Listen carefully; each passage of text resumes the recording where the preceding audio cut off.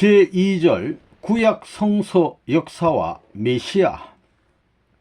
1. 가인 아벨을 중심한 분립 섭리 역사. 1. 타락의 결과와 가인 아벨을 중심한 분립 섭리. 우리는 인간 조상의 타락에 의하여 사탄의 혈통을 이어받고 있습니다. 만약 아담과 해와가 타락하지 않았더라면 죄 없는 하나님의 자녀가 되었을 것입니다. 그러나 아담 해와가 타락함으로 사탄의 자녀가 되어버린 것입니다. 원래 인간은 하나님께만 주관을 받도록 되어 있었습니다. 그러므로 하나님만이 인간의 주관자이어야 합니다.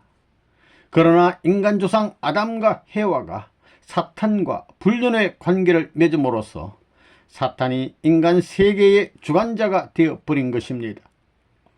사탄이 타락한 세계에 대하여 그 소유권을 주장할 권리를 가지게 된 것입니다.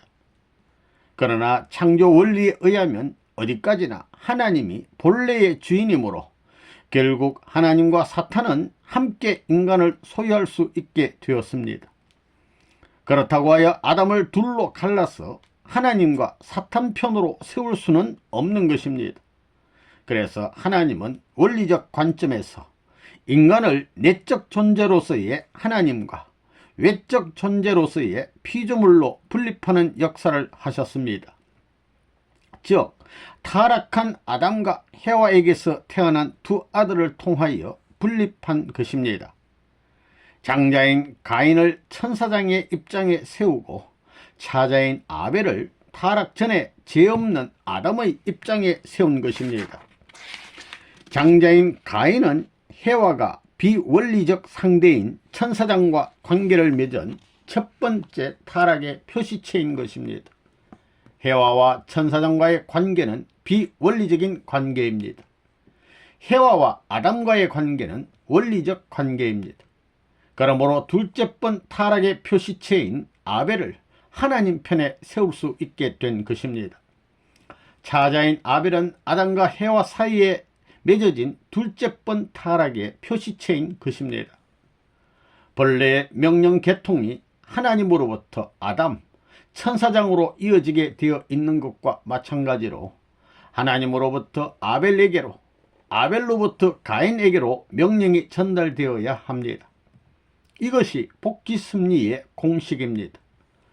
하나님은 먼저 이 위치를 복귀함으로써 잃어버린 원리를 되찾으려 하시는 것입니다. 타락으로 인하여 인류의 혈통이 바뀌었습니다. 사탄의 피가 인류의 혈통을 점령하고 있습니다. 그런 까닭에 이러한 복귀는 권원까지 거슬러 올라가서 이루어져야 하며, 그러기 위해서는 차자인 아벨이 가인으로부터 장자권을 복귀하지 않으면 안 되는 것입니다. 타락은 원점이 되는 곳인 어머니의 테니스부터 비롯됐습니다. 그렇기 때문에 복귀도 또한 어머니의 테니스부터 이루어져야 합니다. 그곳이 악의 원점이 되고 출발점이 되었으므로 복귀에 있어서도 우리들은 그 원점으로 되돌아가야 하는 것입니다. 그래서 하나님은 이들 두 형제에 의하여 장자권을 복귀하는 섭리를 하셨던 것입니다. 그러므로 가인은 아벨의 위치로 내려가야 하며 아벨은 가인의 위치, 즉 장남의 위치로 올라가지 않으면 안 되었던 것입니다. 그러나 가인은 아벨을 죽이고 말았습니다. 이 행위는 아담과 해와 때의 타락 행위를 반복한 입장이 되고 말았습니다. 즉 복귀된 입장은커녕 다시 천사가 아담을 주관한 입장에 서고만 것입니다. 이 분립 역사에 담긴 하나님의 뜻. 아들, 딸의 소유권을 사탄에게 뺏기게 된 하나님은 어디에서 어떤 방법을 통해 아들, 딸을 되찾을 수 있을 것인가? 그냥은 찾을 도리가 없었습니다. 그래서 여기서부터 하나님의 분립 역사가 일어나게 되었던 것입니다. 다시 말해서 사탄과의 소유권 결정을 위한 분립 역사가 일어나게 된 것입니다. 그것이 기독교에서 말하는 재물의 역사입니다. 사탄과 인간의 혈연관계로 소유권을 사탄이 차지했습니다. 그래서 다시 하나님이 소유권을 빼앗아오기 위해 조건물로 제시한 것이 재물입니다. 이것이 창조 본연의 아들, 딸을 찾기 위한 하나님의 복귀 섭리의 사연이었고, 하나님은 이제까지 그러한 섭리를 전개 나오신 것입니다. 다시 말하면 인간의 타락 행위로 인해서 재물의 역사가 시작된 것인데, 비록 타락으로 인해서 아담 해와가 사탄의 소유가 되었지만 원리적인 입장에서 본래 아담과 해와는 하나님의 아들, 딸이 되게 되어 있었습니다. 그러므로 타락으로 인하여 사탄이 소유하게 된 아담 해와이지만 하나님은 창조주의 자격으로서 그들을 소유할 수 있는 부모의 입장에 설 수 있었던 것입니다. 여기서 사탄도 하나님이 인간의 창조주신 것을 알기 때문에 전적으로 자기의 것이라고만 주장할 수 없다는 것입니다. 이렇게 되어 하나님은 어쩔 수 없이 첫째 아들은 사탄 편에 세우는 대신 둘째 아들을 하나님 편에 세워놓고 인간 스스로 족구문을 세움으로써 소유권을 결정짓게 하는 분립의 역사, 곧 재물의 역사를 펼쳐 나오시지 않을 수가 없었던 것입니다. 그래서 하나님은 첫째 아들인 가인을 사탄 편으로, 둘째인 아벨은 하나님 편으로 세우셨던 것입니다. 이는 해와의 타락의 경로에 의하여 비원리적 상대였던 천사장과 원리적 상대였던 아담과의 관계를 구분하는 것으로, 가인은 비원리적인 사랑의 표시체이므로 사탄 편에, 아벨은 원리적인 사랑의 표시체이므로 하늘 편에 세우시고 분립의 섭리를 하셨던 것입니다. 3. 하나님께서 왜 가인의 제물은 받지 않으셨나? 성경을 보면 하나님이 아벨의 제물은 받고 가인의 제물은 받지 않았는데 왜 하나님은 가인의 제물을 받지 않았을까요? 오늘날의 기독교는 이에 대한 명확한 답을 내리지 못하고 있습니다. 그러므로 이처럼 분립 역사에 대한 근본적인 내용에서부터 불확실한 이론의 체계를 가지고 출발해왔던 기독교로서는 절대로 하나님의 뜻을 성사시킬 수가 없다는 것입니다. 하나님의 분립 역사의 근본적이고 원칙적인 섭리 내용과 일치할 수 있는 이론을 제시할 수 있어야 복귀 섭리를 해오신 하나님의 뜻을 성사시켜 드릴 수가 있는 것입니다. 그렇다면 하나님은 왜 아벨의 제물만 받고 가인의 제물은 받지 않으셨던가?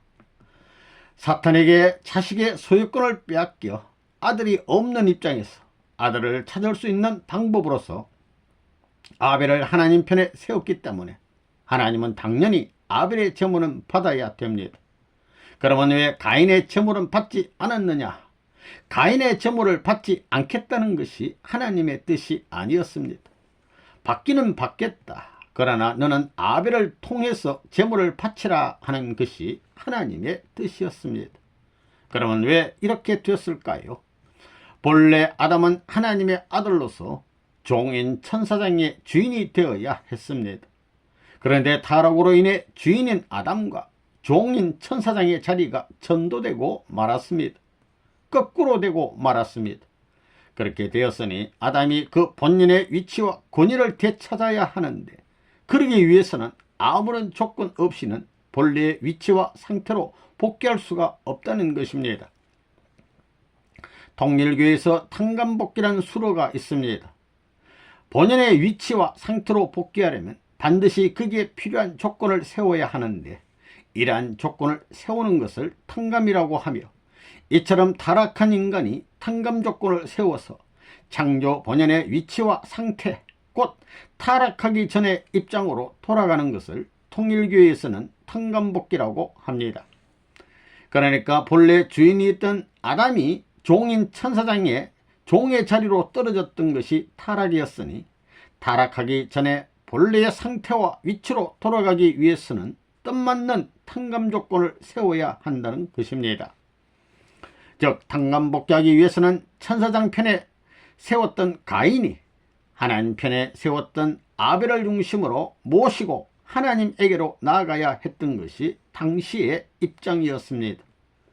그래서 가인은 아벨을 통해서 제물을 드려야 한다는 것입니다.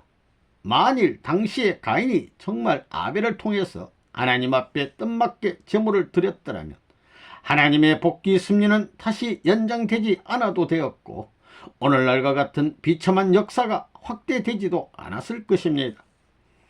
가인이 아벨을 중심 삼고 제물을 드려 3대 이내로 가정적인 탕감 조건을 세워 나갔더라면 하나님의 복귀 섭리는 그 당시에 완성되었을 것입니다. 4. 장자의 권위를 회복시켜야 했던 아벨의 입장. 아담 헤어가 타락하였기 때문에 부모인 그들 스스로가 복귀할 수는 없었습니다. 그러므로 자식들이 하나 되어 부모인 아담과 헤어를 구원할 수 있는 기반을 마련해 놓아야 했던 것인데 그렇지를 못했습니다. 자식들인 장자와 차자가 하나 되어야 한다는 것은 아담 가정을 중심한 복귀 섭리에서 첫째 조건이었습니다. 왜 하나가 되어야 하느냐? 해와의 타락 경로에 의해서 볼 때 가인은 비원리적 사랑의 표시체요 아벨은 원리적 사랑의 표시체이므로 태어날 때부터 장자인 가인은 사탄 편이고 차자인 아벨은 하늘 편으로 정해져 있었습니다. 원리적인 입장에서는 장자가 차자를 주관할 수 있게 돼 있습니다. 그런데 타락으로 인해서 장자가 천사장의 입장에 서게 되었기 때문에 가인이 하나님 앞으로 돌아가기 위해서는 아벨을 통해서 가야 합니다. 가인이 아벨에게 주관을 받아야 한다는 것입니다. 즉 사탄 편에 있는 장자의 입장을 하늘 편으로 되찾기 위해서는 차자를 세워서 장자를 굴복시킴으로써 가능하다는 것입니다. 그리하여 가인과 아벨이 하나된 이후에야 비로소 그 하나된 것을 기반으로 부모인 아담과 헤아가 하나 되어 하나님 앞으로 돌아갈 수 있었던 것입니다. 바로 이러한 섭리에서 메시아 사상이 발현하게 되는 것입니다. 하나님의 구원 섭리가 그러한 분립 역사를 기본으로 해서 전개되어 나온 것이었으므로 하나님의 구원 섭리는 말할 수 없는 곡절과 사인이 뒤엉킨 한의 길이었고 기독교가 그런 길도 애달픈 곡절의 길이 되었던 것입니다. 이렇듯 장자의 기업을 차자가 강제로서가 아니라 하나님의 사랑을 통해서 자연 굴복시켜 가지고 본래의 장자의 권위를 회복할 수 있는 자리가 성립되지 않고는 하늘길로 갈 수 없고 복귀 섭리를 완성할 수 없다는 하늘에 숨겨진 비밀을 아직까지 그 누구도 알지 못했습니다. 그런데 하나님은 아담 가정을 복귀시키기 위해서 하늘 편인 아벨을 통해 사탄 편인 가인을 자연 굴복시켜 사탄에게 뺏긴 장자의 권위를 회복시키고자 했으나 가인이 아벨을 살해함으로써 하나님의 천적인 복귀 역사가 연장되게 되었습니다. 그리하여 노아 가정에서는 셈과 함, 이삭 가정에서는 에서와 야곱을 통한 분립 역사를 펴 나오시게 되었습니다. 이 에서와 야곱을 중심한 섭리 1. 경전 속에 감추어진 하나님의 섭리적 비밀. 해와는 자기 남편 아담을 부정하고 속였습니다. 그리고 나중에는 하나님조차도 부정했습니다. 따라서 복귀 역사는 탕감복귀 역사이므로 이처럼 타락의 과정에서 생긴 부정적 사실을 역사상에서 다시 탕감하지 않으면 안 되게 되어 있었습니다. 그래서 하나님이 복귀 섭리를 해나온 가정에는 우리의 단순한 인륜 도덕적 관점으로는 도저히 이해할 수 없는 내용들이 많이 풀어지게 되었던 것이고 또한 그러한 사연이 경전인 구약과 신약 속에 깃들어 있게 된 것입니다. 그러나 그 누구도 이제까지 경전 속에 감춰져 있는 그 하나님의 섭리적인 비밀을 풀어 헤치지 못했습니다. 우리가 어떤 면에서 신약과 구약을 비교해 보면 내용이 판이하게 다르게 표현되어 있기도 하고 또 구약의 성서의 내용이라고 할 수 없을 만큼 신약과의 거리가 있기도 하고 구약으로서 신약을 돋보이게 할 수 있는 역사성이 결여되어 있기도 합니다. 그럼에도 불구하고 구약과 신약이 하나로 연결되어 있다는 것입니다. 이것이 바로 하나님의 섭리적인 비밀이었습니다. 완성의 때에야 비로소 이 섭리적인 비밀이 풀어지게 되어 있습니다. 그렇기 때문에 아직까지 그 누구도 경전 속에 감추어져 있는 하나님의 섭리적인 비밀, 즉 구약과 신약이 왜 하나로 연결되느냐 하는 천륜의 비밀을 풀어헤치지 못했던 것입니다. 마태복음 1장을 보면 사음녀가 나옵니다. 밧세바, 다말, 룻, 라합이 바로 그 사람들입니다. 왜 성서에 이런 음녀들의 이름이 나옵니까? 아무런 까닭 없이 그저 나오는 것이 아닙니다. 다 그럴 만한 사연이 있는 것입니다. 신약의 마태복음 1장은 구약의 창세기 1장에 해당하는 것이므로 창세기에 적혀진 역사적 비운의 사연들이 다시 마태복음과 관계를 갖고 나타나게 되는 것입니다. 다시 말하면 새로운 역사의 길은 창세기의 역사적인 비운의 내용으로서부터 시작된다는 것을 암시하기 위해 창세기와 같은 비운의 내용이 성서에 자주 기록되어 있는 것입니다. 2. 에스로부터 장자의 기업을 빼앗은 야곱. 하나님은 아담 가정에서 뜻을 이루지 못하시자 대신 아브람 가정을 중심 삼고 복귀 섭리를 펴시게 됩니다. 그렇게 되어 아브라함의 두 아들 이스마엘과 이삭 중에서 차자인 이삭이 하나님 편에 서게 됩니다.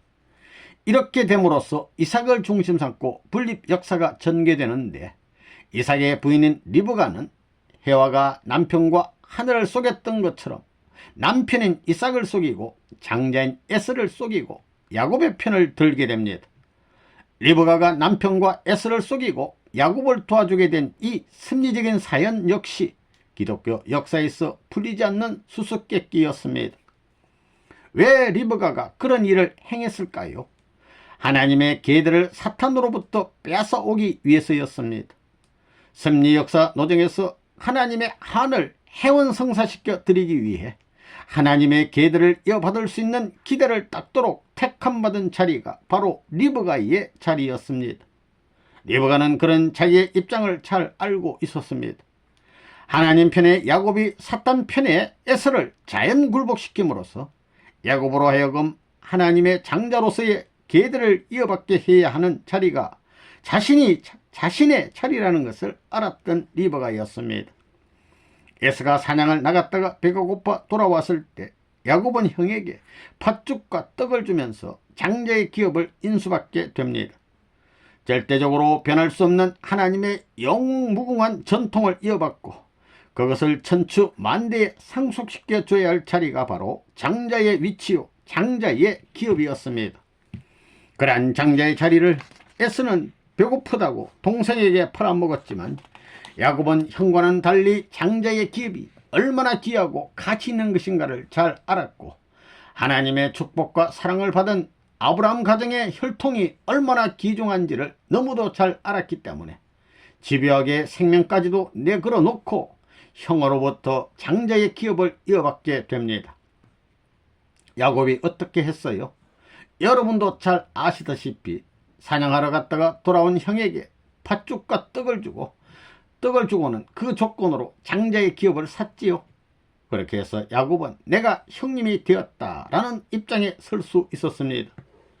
차자의 자리에서 장자의 자리로 전환시키지 않고서는 사탄을 굴복시킬 수 없고 타락한 세계를 복귀시킬 수 없다는 필연적인 하늘의 섭리의 요구에 의해 야곱은 지혜롭게 형 에서를 자연 굴복시켰고, 자기 남편과 하나님을 속여 타락했던 헤와의 입장을 탕감복귀하지 않으면 안 되었던 리브가도 남편과 아들을 속였던 것입니다. 하나님도 이러한 야곱과 리브가의 편을 들었습니다. 왜 그랬을까요? 지금까지 기독교에서는 하나님께서 왜 형과 아버지를 속인 야곱을 편들고 사랑하시고 그를 축복해 주셨는지 그 까닭을 전혀 몰랐습니다. 그것은 누구도 풀 수 없는 수수께끼였습니다.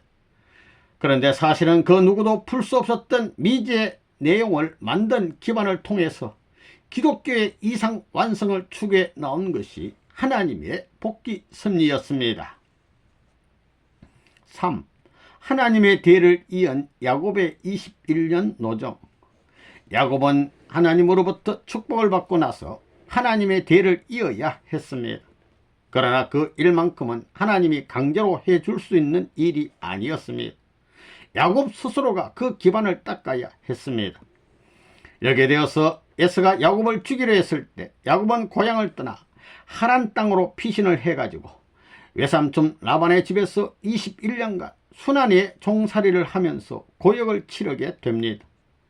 야곱은 21년간의 고난을 극복하면서 축복받은 족속을 편성하게 됩니다. 야곱은 레아를 취하고 라헬을 취하고 재물을 취할 때까지 그 모든 순환을 당하면서도 본향 땅을 하나님의 것으로 복귀시키겠다는 생각만은 결코 변치 않고 계속 가지고 있었습니다. 오히려 자기를 죽이려 하는 형님을 자연 굴복시킬 수 있는 한나를 고대하면서 에서 이상으로 자신의 실력을 길렀고 기반을 닦기에 온 정성을 기울였습니다. 고향 땅으로 돌아오게 될 때 야곱은 형 에서에게 모든 것을 바쳤습니다. 내게는 여인이 필요한 것도 아니고 재물이 필요한 것도 아니며 단지 형님이 나를 환영하여 옛날 장자의 기업을 축복으로 팔았던 사실을 공인해 주는 것뿐이다 하는 것이 야곱의 기도였고 야곱의 입장이었습니다. 이래야 야곱은 모든 재물을 바치고 또 에스가 그런 야곱을 환영함으로써 결국은 야곱을 중심 삼고 형 에서도 축복받은 이스라엘 선민권으로 들어갈 수 있게 되었습니다.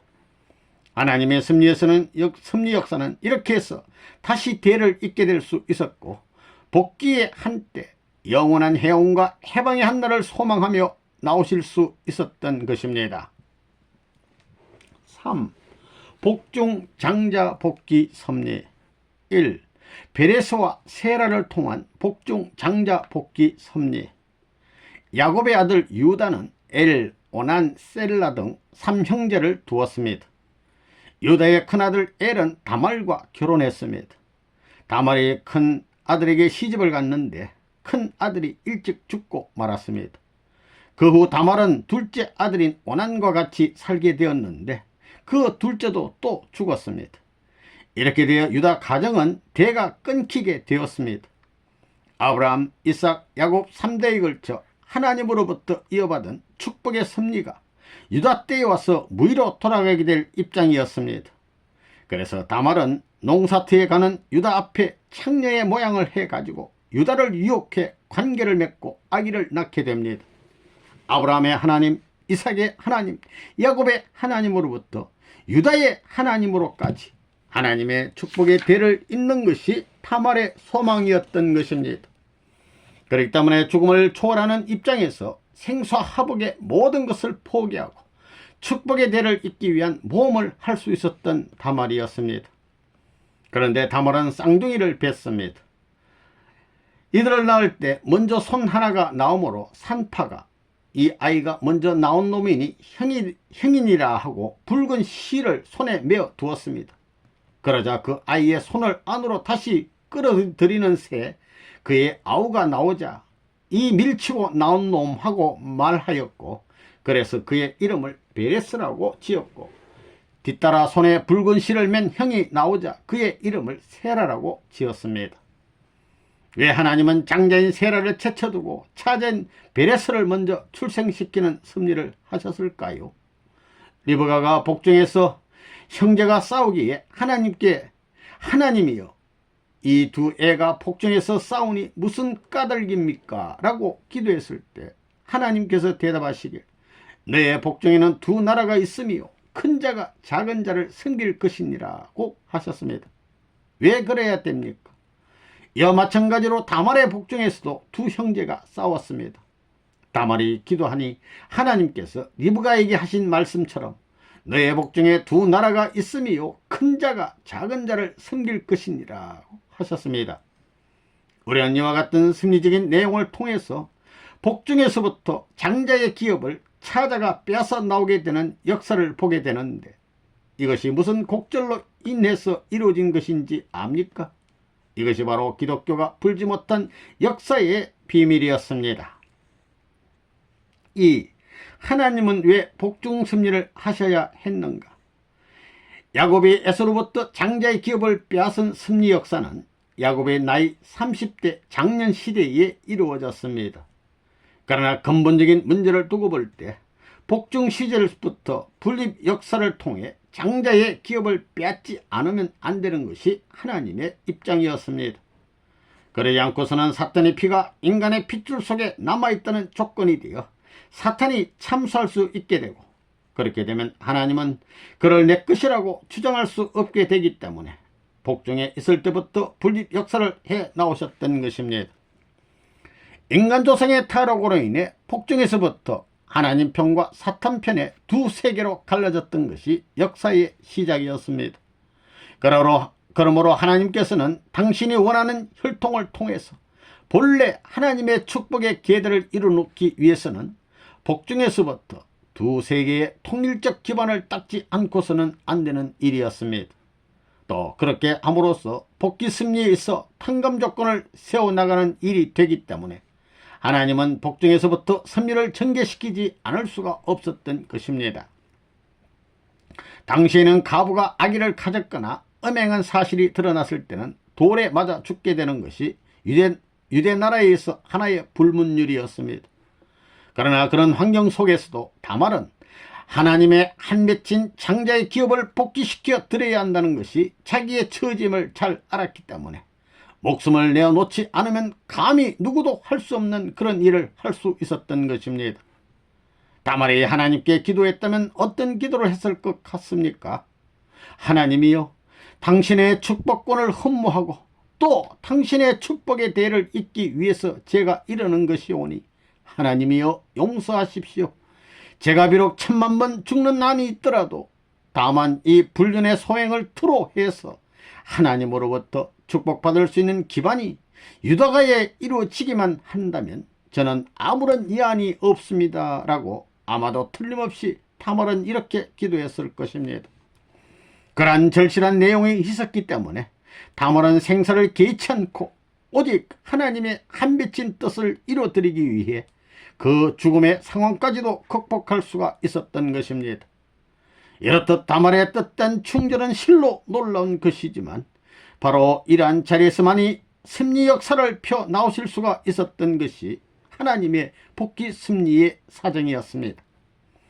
이래야 하나님은 다말에게 축복을 해 주시게 되었고 유다 지파의 출발이 이루어질 수가 있었던 것입니다. 다시 말해서 하나님은 다말의 혈통을 통해서 비로소 복중에서부터 가인과 아벨이 실패한 노정을 탕감하고 오랫동안 고대해왔던 승리적 기반을 이 땅 위에 다질 수가 있었으며 하나님이 원하시고 예정하셨던 본래의 장자권을 이 땅 위에서 전환시킴으로써 다말의 혈통에서 만왕의 왕 예수님이 출현할 수 있게 되었던 것입니다. 여기서부터 이스라엘의 새로운 역사 편성이 가능했던 것입니다. 만일 그렇지 못했더라면 예수가 비록 복중에서 태어나더라도 사탄이 참수할 수밖에 없게 된다는 것입니다. 다시 말하면 앞에서 설명한 대로 복중에서부터 승리했다는 승리적 조건을 세워놓지 못하고는 예수는 태어날 수 없습니다. 그렇기 때문에 다말의 복중에서부터 장자와 차자의 관념을 모두 통합하고 하나님의 장자 차자의 권위를 되찾는 기반 위에서 이스라엘의 출현이 비롯될 수 있었으며 또 그런 승리적 기반을 이룬 다말의 혈통에서 예수님이 탄생하실 수가 있었던 것입니다. 3. 메시아는 언제 오실 수 있나? 여러분 혹시 그런 터전 위에서라면 적극적으로 메시아가 오실 수 있지 않겠느냐고 생각하실지 모르지만 그렇게는 되지 못합니다. 왜냐하면 사탄 세계는 국가를 형성하고 있었는데 당시에 이스라엘은 종족 편성권 내에 있었기 때문입니다. 사탄 세계는 국가를 형성하고 있었으므로 여기에 종족적인 이스라엘이 대체할 수가 없었던 것입니다. 그래서 하나님은 2000년 역사를 연장시켜 가면서 빨리 크고 자라라 하는 축복을 이스라엘 백성에게 내려주셨던 것입니다. 하나님의 그런 축복을 바탕으로 해서 이스라엘은 국가 편성을 바라고 나오지 않을 수 없었다는 것입니다. 이렇게 해서 연장되어 온 역사가 2000년이었고 그 역사 속에 유대교를 중심 삼은 이스라엘의 국가 형성이 벌어지게 됐습니다. 그러면서 하나님은 이스라엘 민족에게 메시아를 보내주겠다고 라는 약속을 해 주셨습니다. 메시아는 어떤 분이냐? 메시아는 하나님의 첫 아들로 태어나는 분입니다.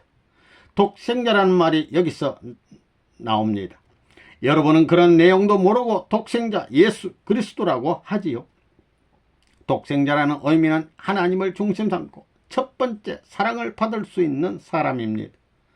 타락으로 더럽혀진 핏줄을 맑게 한 이후에 비로소 독생자의 권위를 갖춰가지고 오시는 분이며, 사탄이 더럽혀 놓은 것을 탕감 조건을 세워 탕감하고 완전히 해방된 자리에서 하나님의 사랑을 직접 주고받을 수 있는 자리에 서 있었으니 이러한 입장에서 독생자였다는 것입니다.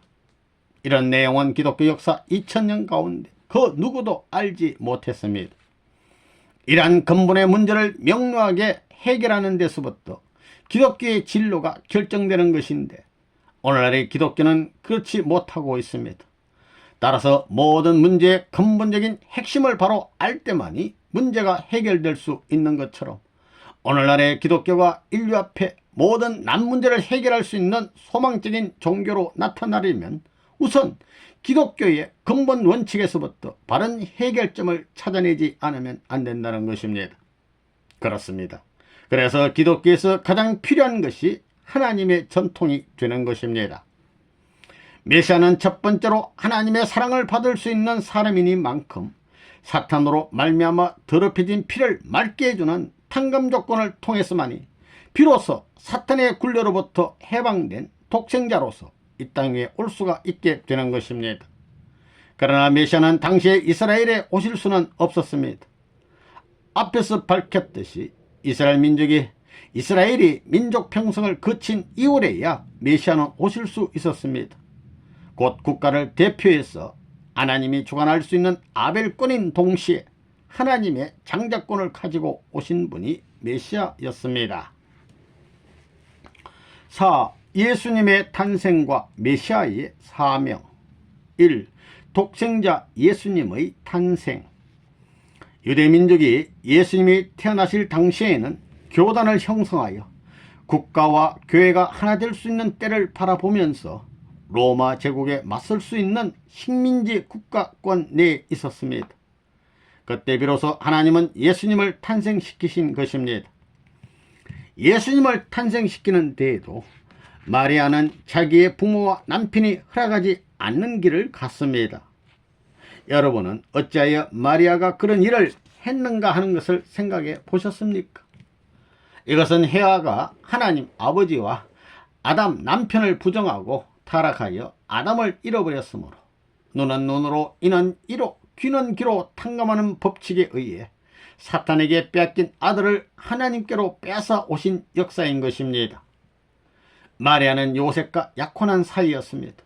즉 그들은 마치 아담 헤아가 약혼 상태에 있었던 것과 똑같은 입장에 있었던 것입니다. 그래서 마리아는 헤아가 아담과의 약혼 시대, 즉 하나님의 사랑과 일치될 수 있는 결혼날을 앞에 두고 타락한 것을 탕감복귀하는 입장에서 부모와 남편을 속이는 모험의 길을 갔던 것입니다. 즉 헤아가 타락한 것과 반대의 길을 갔던 것입니다. 이스라엘 민족의 율법에 여인이 간음하게 되면 돌에 맞아 죽게 되어 있습니다. 그런데도 그럼에도 불구하고 마리아는 하나님의 뜻을 위하여 자기를 제물로 바칠 것을 각오하고 요셉과 약혼한 것을 부정하는 자리에서 예수님을 잉태했다는 사실을 여러분은 알아야 되겠습니다. 그래야 예수님은 마리아의 복중에 잉태된 그 순간부터 사탄이 예수님을 가리켜 내 사랑의 인연이 남아있는 아들이라고 주장할 수 있는 조건이 성립되지 않았다는 것입니다. 다말의 역사, 이스라엘 민족의 역사를 통해서 탕감되어진 기대 위에서 잉태되었기 때문에 사탄은 자기의 사랑의 인연이 남았다고 주장할 수 없었습니다. 그래서 비로소 새로운 하나님의 소망의 아들이 현현할 수 있었던 것입니다. 예수님은 복중에 잉태된 그 순간부터 하나님의 아들입니다. 그래서 하나님의 사랑 가운데 태어남으로 말미암아 독생자라는 말이 성립된 것입니다. 예수님과 같이 이렇게 타락의 혈통이 역사적인 탕감 역사에 의해 복귀된 기반 위에서 태어난 성인은 한 사람도 없었다는 것을 알아야 합니다. 그래서 예수님은 성년 중에 성년이라는 사실을 여러분이 알아야 합니다. 그냥 덮어놓고 믿어서는 안 됩니다. 무지에는 완성이란 있을 수 없습니다. 뜻을 알고 이루려 해도 성사시키기 어려운 것입니다. 전지전능하신 하나님의 뜻을 설정하셨는데도 아담 해와는 타락했습니다. 여러분들은 무지한 입장에 그대로 머물러 있으면서도 뜻을 이룰 수가 있다고 생각하십니까? 어림도 없는 것입니다. 예수님을 잉태한 마리아는 해와의 입장이요 리브가와 다말의 입장이었습니다. 마리아는 남편을 속였고 자기 시부모를 속이고 아버지를 속였습니다. 그리고 어떻게 했습니까? 예수를 잉태했습니다. 이러한 마리아의 입장은 해와가 아담과 하나님을 부정하고 천사장과 관계를 맺었던 것을 복중 잉태로서 하나님 편에 서서 탕감하기 위한 것이었습니다. 이 수수께끼 같은 문제의 실마리를 내보는 분이 아무렇게나 임의로 갖다 붙이는 게 아닙니다. 이날까지 인간 세계를 구원하기 위해서 승리해 오신 하늘아버지의 사랑과 심정을 더듬다 보니 알게 된 사실입니다. 예수님의 복중 잉태에 대해서는 기독교 사회에서 논란이 많았던 문제였는데 제가 이와 같이 밝혔으므로 아마 여러분은 이에 대한 궁금증이 많을 줄 압니다. 예수님은 어떤 분입니까? 인간의 아들입니까? 하나님의 아들입니까? 여기서 분명하게 말할 수 있는 것은 예수님은 그전에 이미 장자와 차자의 분립 역사를 모두 탕감한 터전 위에 있었으므로 잉태되어 복중에 있을 때부터 하나님의 아들이 될 수 있었다는 것입니다. 다시 말하면 예수님은 복중에서 10개월이 지나고 이 세상에서 태어날 때부터 벌써 하나님의 성별된 아들이었다는 것입니다. 이 사실을 여러분은 분명하게 알아야 합니다. 이 독생자로서의 예수님 족보. 신약의 마태복음은 구약의 창세기를 대신한 복음서입니다. 그래서 태초에 벌어진 인간의 타락이 창세기에 기록되어 있고 그것이 복귀 노정이 마태복음에 기록되어 있는 것입니다. 마태복음에는 아브라함에서부터 예수님까지의 계대 역사가 나옵니다. 아브라함과 다윗의 자손 예수 그리스도의 세계라 하면서 첫 장 첫 절부터 나옵니다. 3절에 보면 유다는 다말에게서 베레스와 세라를 낳았다고 기록되어 있는데 어찌하여 얼핏 보면 불륜한 여인 같은 다말을 첫 부분에 기록했습니까? 또 보아스가 룻에게서 오벳을 낳았다고 기록되어 있고 다윗이 우리아의 아내에게서 솔로몬을 낳았다고 기록되어 있습니다. 그 다음 16절에 마리아에게서 그리스도라 칭하는 예수가 나시니라고 되어 있습니다. 그런데 어찌하여 일련 도덕으로 보더라도 불경하고 용납할 수 없는 사실을 마태복음에 기록했겠습니까? 나는 마태복음서 기자인 마태가 예수 탄생의 배우를 알고 있었다고 봅니다. 그러나 생각만 해도 기분 나쁘고 보기만 해도 기분 나쁜 사건들까지 왜 성경 역사로 엮어 놓았겠습니까? 여러분은 이것을 알아야만 됩니다. 이 사건들 말고도 성경에는 일반인들이 이해하지 못했던 비운의 역사가 많이 들어있는데 우리는 이것을 파헤쳐서 기독교의 전통을 확실히 세워 놓아야 합니다. 그렇지 않으면 전세계 기독교는 산산조각으로 갈라지고 사탄의 제물로 사라져 버린다는 것을 여러분이 알아야 됩니다. 예수 그리스도는 이와 같은 탕감 역사를 거쳐 마리아라는 여성을 통해 탄생되었습니다. 마리아는 역사적인 한을 풀 수 있는 국가적 중심 여성으로서 훈련받아 하나님의 뜻을 위해 생사를 개치 않았던 믿음으로 예수 그리스도를 잉태할 수 있었다는 것을 알아야 됩니다. 그래야 4000년 유대 민족사, 유대교 역사를 거쳐서 하나님이 무엇을 찾으셨던가 하면 타락하기 전에 혈통, 타락, 더럽혀지지 않은 아들, 즉 아담을 복귀한 것입니다. 그래서 고린도전서 15장 45절에 예수님을 후 아담이라고 한 것입니다. 이 후 아담이란 말은 하나님의 권습리는 복귀 승리 역사요 재창조 역사이기 때문에 하나님께서 4000년 동안 수고하시면서 인간들이 이해하지 못하는 복귀의 길을 개척해 나와가지고 비로소 하나님의 사랑을 받을 수 있는 아들의 자리를 복귀한 독생자 예수란 말입니다. 이런 말은 처음 들어보시지요? 3. 메시아의 사명과 예수님의 입장. 메시아는 바로 하나님과 인간 그리고 만물이 소망해 온 참된 사람입니다. 그러므로 그분은 사랑의 화신처로 오셔서 진리를 말씀하시되 하나님의 사랑과 일치된 자리에서 진리를 말씀하시는 분입니다. 참된 행동을 하되 사랑을 동기로 삼아서 행동하는 사람입니다. 그의 생활은 규제에 따라 형식적으로 사는 것이 아니라 하나님의 참된 사랑을 기준으로 해서 살아가는 것입니다. 세상을 구하되 세상적인 정략과 수단 방법으로서가 아니라 하나님의 참된 사랑을 중심으로 해서 이 세상을 구하고자 하는 분입니다. 그러한 분이 바로 메시아입니다. 이러한 한 개인으로부터 참된 사랑의 운동이 전 세계로 전개되는 것입니다. 이 참된 한 개인이 한 여자와 부부의 인연을 맺어 한 가정을 이루고 이 가정을 중심으로 하나의 종족과 민족, 국가 그리고 하나의 세계를 이루게 될 것입니다. 이것이 하나님이 바라고 인류와 만물이 바라고 있는 전체의 소망이라는 것입니다.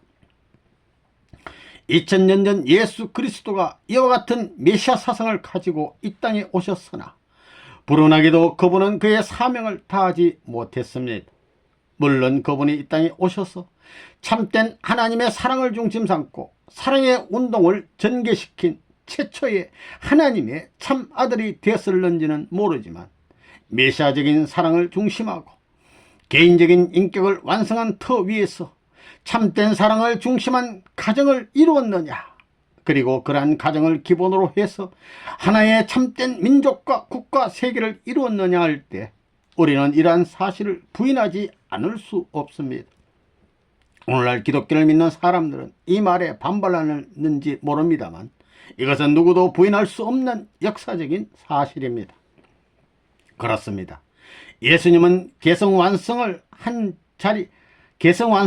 자리에 있었음에도 불구하고 한 사람의 주체적인 남성으로서 신부되는 한 여성을 맞아 가정적인 차원의 하나님의 사랑의 전통을 남겨놓지 못한 불운한 분이었습니다. 그러므로 아직까지 이 땅 위에 하나님의 참사랑을 중심하고 이루어진 가정이 단 한 가정도 나타날 수가 없었던 것입니다. 메시아의 근위 위에서 이루어진 참된 부부의 사랑, 하나님이 공인할 수 있는 참된 부모의 사랑과 참된 부자의 사랑의 전통이 성립되지 않았습니다. 만일 이러한 가정이 이루어졌다면 자동적으로 역사의 과정을 통하여 이 가정을 구심점으로 해서 횡적으로 또는 종적으로 발전하게 되어 하나님의 사랑을 중심한 종족과 민족, 국가, 더 나아가서 하나님의 사랑을 중심한 하나의 세계 성립이 가능했을 것입니다. 그러나 우리가 알다시피 예수님 자신이 하나님의 참사랑을 중심한 가정의 전통을 세워놓지 못했기 때문에 하나님이 기뻐할 수 있고 온 인류와 만물이 기뻐할 수 있는 중심적인 기반이 이루어질 수 없었던 것입니다. 하나님의 사랑을 토로한 하나의 가정이 이루어지지 않았기 때문에 하나님의 사랑을 기본으로 한 참된 종족의 기반이 이루어질 수 없었던 것이며 참된 민족적 국가적인 기반이 이루어지지 않았으며 참된 하나의 세계가 이루어질 수 없었던 것입니다. 4. 성신은 어떤 분인가? 하나님의 뜻이 무엇이냐 하면 남성 완성의 기준과 여성 완성의 기준을 세워놓고 아담 해와가 하나님의 사랑을 중심 삼고 하나님의 가정을 이루는 것이었습니다. 그런데 하나님의 가정이 이루어졌습니까? 하나님의 가정은 이루어지지 않았습니다. 예수님은 이러한 하나님의 뜻을 알았고 또 믿었습니다. 그러나 유대교와 이스라엘 민족의 불신으로 예수님을 위한 이스라엘 민족의 4000년 역사의 기반과 유대교가 무너졌고 예수님은 십자가에 비참하게 돌아가셨습니다. 이런 기가 막힌 예수님의 사정을 지금까지 누가 알았습니까? 아무도 몰랐습니다. 오늘 이 문이라는 사람이 이런 말을 해주니 여러분이 알게 된 것입니다. 이게 사실이라면 예수님이 얼마나 기뻐하시겠습니까? 신랑 대신 예수님은 신부 되시는 참 어머니를 찾아 세워놓지 않으면 하나님의 가정 완성이 불가능합니다. 예수님의 가정이 이루어지지 않는 한 하나님의 뜻은 영원히 이루어지지 않는 것입니다. 그래서 예수님이 돌아가신 후 오순절에 다락방에서 200명의 성도들이 모여 기도할 때 성신이 강림했는데, 이 성신이 누구냐 하면 어머니 신입니다. 예수님을 아버지라 한다면 성신은 어머니 신인 것입니다. 남편을 가장 잘 아는 사람은 그 남편이 부인이요, 남편과 완전히 통할 수 있는 사람은 부인밖에 없습니다. 그러면 구체적으로 성신은 어떤 분인가? 헤아가 만일 완성했다면 실체의 어머니가 되었을 것인데, 타락함으로 말미암아 헤아와의 영성이 하나님의 거둠을 받았습니다. 그래서 그 영성은 예수님이 이 땅 위에서 신부를 맞이하면 그 신부에게 재림하여 실체의 형상을 쓰려고 했는데, 예수님의 신부의 기반이 없어짐으로써 그 영성은 재림하지 못했고, 예수님은 실체 부모의 자리에 나가시지 못했습니다. 그래서 할 수 없이 예수님은 성신과 더불어 영적 부모의 자리에라도 나가야 했던 것입니다. 그렇지 않으면 뜻을 이끌어 갈 수 있는 기반도 남길 수 없었다는 것입니다. 그래서 오늘날 기독교를 믿는 사람들은 성신을 받아야 된다고 말하고 있습니다. 그런데 왜 성신을 받아야 합니까? 여자 해와, 즉 부인이 죄를 지었기 때문에 여자가 해산의 수고를 해야 합니다. 그래서 성신이 역사하고 계신 것입니다. 또 구원을 받으려면 예수님의 사랑과 함께 성신의 사랑을 받아야 하기 때문에 기독교인들은 성신을 받아야 한다고 말하는 것입니다. 5. 참부모를 통한 영육복귀. 2000년 전 예수님은 후 아담으로 오셨습니다. 예수님은 인류를 구원해야 할 메시아로서 참 아버지의 사명을 갖고 오셨습니다. 그러나 예수님이 십자가에 못 박혀 돌아가셨기 때문에 육신을 가진 참 부모가 현현되지 못했습니다. 그 결과 영적 구원은 이루어졌지만 육적 구원은 실현되지 못했던 것입니다. 결국 오늘날까지 영육 함께 구원해주는 참 부모가 없었습니다. 그러므로 우리는 참 부모의 자격을 갖추고 오시는 재림 주님에 의해 영육이 함께 다시 태어나야 합니다. 우리들은 조건적 혹은 상징적으로 어머니의 태내에서 새로운 생명으로 새로이 태어나야 하며 그것을 위한 길을 우리는 걸어가고 있는 것입니다. 오늘날까지 성령은 어머니의 구실을 해왔습니다. 우리는 어머니인 성령을 통하고 아버지 즉 예수의 영을 통하여 새로 태어나야 합니다. 물론 우리들은 어머니 태내에서 태어난 것이지만 더 깊이 거슬러 올라가서 생각해 보면 생명의 기원은 아버지로부터 출발하는 것입니다. 아버지의 태내까지 거슬러 올라감으로써 혈통은 교차하고 복귀되었지만 아직 아버지를 맞이하지 못했습니다. 그런 까닭에 오늘날까지 크리스찬은 어머니 영인 성령의 힘에 의해 생명의 기원인 아버지 즉 그리스도의 곁으로 돌아갈 것을 소망하여 그의 재림을 기다려 온 것입니다. 타락하기 전에 이미 아들과 딸의 생명은 모두 아버지인 아담의 몸속에서 하나의 씨앗으로 존재했습니다.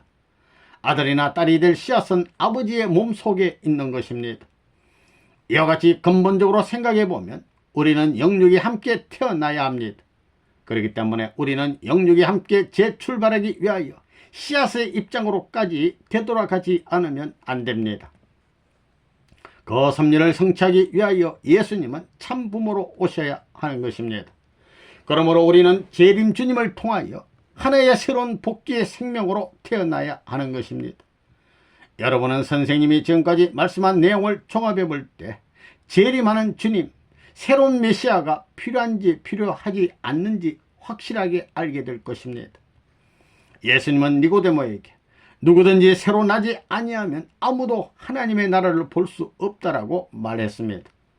이때 니고데모는 다 자란 사람이 어떻게 다시 태어날 수 있겠습니까?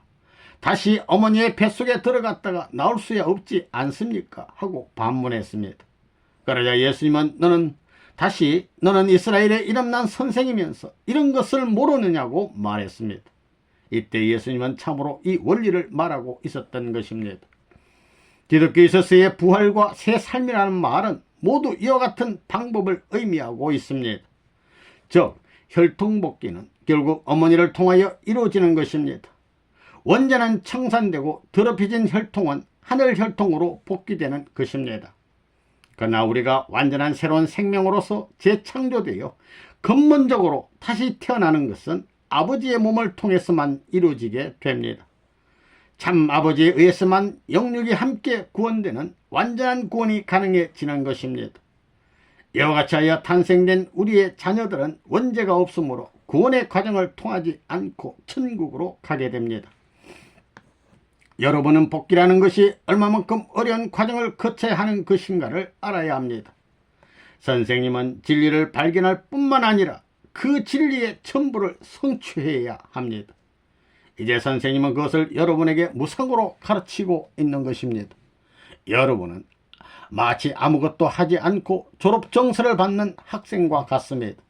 그러므로 여러분의 입장이 얼마만큼 귀중한 가치가 있는 것인지를 알아야 합니다. 6. 섭리의 궁극적 목적은 참 부모를 지상에 세우는 것. 개인을 연결한 것이 사회, 국가, 세계입니다. 그러므로 인간들을 해방시키려면 개인 해방운동부터 시작해야 합니다. 가정해방의 관건도 개인에게 있습니다. 국가를 해방하고 세계를 해방하는 운동도 결국 개개인이 합쳐서 그와 같은 운동을 해야 합니다. 이것을 목표로 하여 하나님은 종교라고 하는 기관을 만들어서 하나님의 섭리의 방향으로 가까이 가도록 해 오셨습니다. 그러면 섭리의 궁극적 목적이 무엇입니까? 지금까지 사람들은 일반적으로 세상을 위해서 헌신한다거나 세상을 위해서 이익이 될 만한 일을 수행하는 것이 종교의 사명이라고 생각하여 왔습니다. 종교인 자체도 그런 식으로 생각해 왔습니다.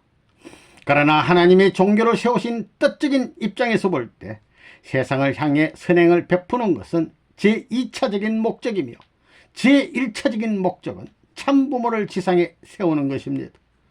악한 부모로부터 태어난 사람을 완전히 탕감하여 승리하려면 선한 부모로부터 태어난 사람을 어떻게 세우느냐 하는 것이 하나님의 입장에서 해결해야 할 중대한 문제입니다. 지학세계는 개인으로부터 시작하여 가정, 종족, 민족, 국가, 세계로 확대되어 나왔습니다. 하나님도 그와 같은 기대를 만들어 나가려면 천사장권 혹은 종권을 넓혀 나가야 합니다. 거기에서 점차 양자권, 친자권으로까지 넓혀 나가야 합니다. 친자권 내에도 가인, 아벨이 있습니다. 타락한 부모에 의해서 태어난 가인, 아벨은 서로 다투어서 떨어져 나갔습니다. 가인, 아벨이 완전히 하나 되었다고 하는 기준을 세우지 않으면 타락권을 넘어설 수 없습니다. 타락권은 실체 기대를 세움으로써 비로소 극복할 수 있습니다. 그렇게 하여 완성 기준에 들어갔다 하더라도 사탄으로부터 이어받은 혈통적인 원죄는 아직 청산되지 않은 상태인 것입니다. 원죄를 청산하기 위해서는 반드시 메시아가 필요합니다. 그러므로 믿음의 기대, 실체 기대, 메시아를 위한 기대는 타락한 인간에게 절대로 필요한 것입니다. 최후의 문제는 메시아를 위한 기대를 조성하여 그를 영접해가지고 자신의 혈통 전환을 일으켜야 하는 것입니다. 그리하여 하나님의 참 자녀의 입장에 세워져야 합니다. 아담과 헤아가 타락했기 때문에 가인, 아벨이 종적으로 하나 되는 길이 없어졌습니다. 아담, 헤아가 타락한 것을 가인, 아벨을 통하여 복귀하는 입장에 서 있으므로 아담, 헤아와도 종적으로 맺어질 기준이 없습니다. 그러므로 하나님의 참 자녀권을 원하고 있는 우리들에게 있어서는 그것을 종적으로 맺어주는 참 부모를 만나야 합니다. 타락하지 않은 자녀의 입장을 복귀하지 못하면 하나님과 하나 되어 완성 기준을 올라갈 수가 없습니다. 아무리 하나님을 잘 믿는다 하더라도, 아무리 가인, 아벨이 하나 되었다 하더라도 타락하지 않은 부모의 기대를 복귀하지 않으면 종적으로 올라가는 길은 생기지 않습니다. 이 문제를 해결하려면 하나님이 참부모라는 기준을 다시 세워주셔야 하는 것입니다.